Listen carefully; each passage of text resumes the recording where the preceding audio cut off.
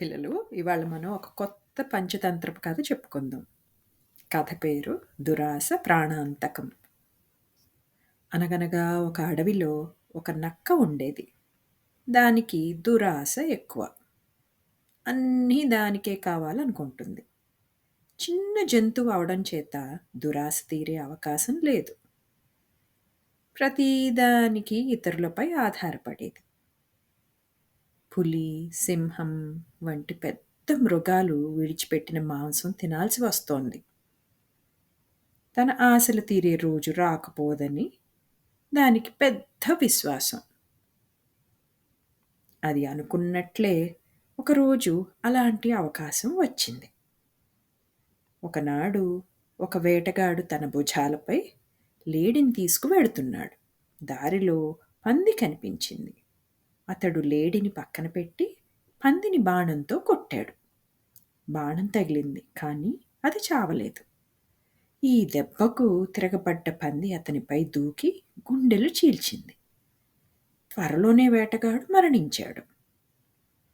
కొద్దిసేపటికి పంది మరణించింది. పంది కాళ్ల మధ్య చిక్కిన పాము కూడా మరణించింది. ఈ దృశ్యాన్ని చూసిన నక్క ఆనందానికి అవధులు లేవు. ఒకే సమయంలో లేడి, పంది, పాము తనకు ఆహారంగా లభించాయని ఉబలాట పడింది.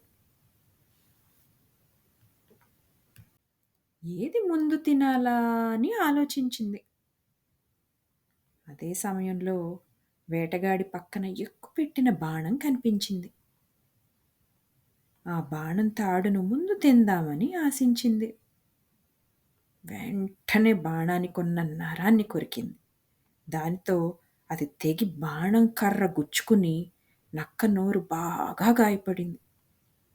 విపరీతమైన రక్తస్రావం జరిగి నక్క మరణించింది.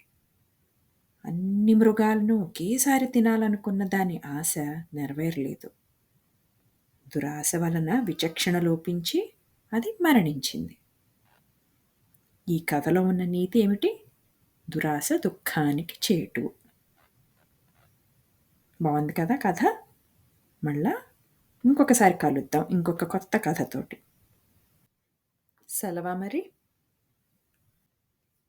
Thanks for watching, and please don't forget to subscribe our channel /joyful journey for kids.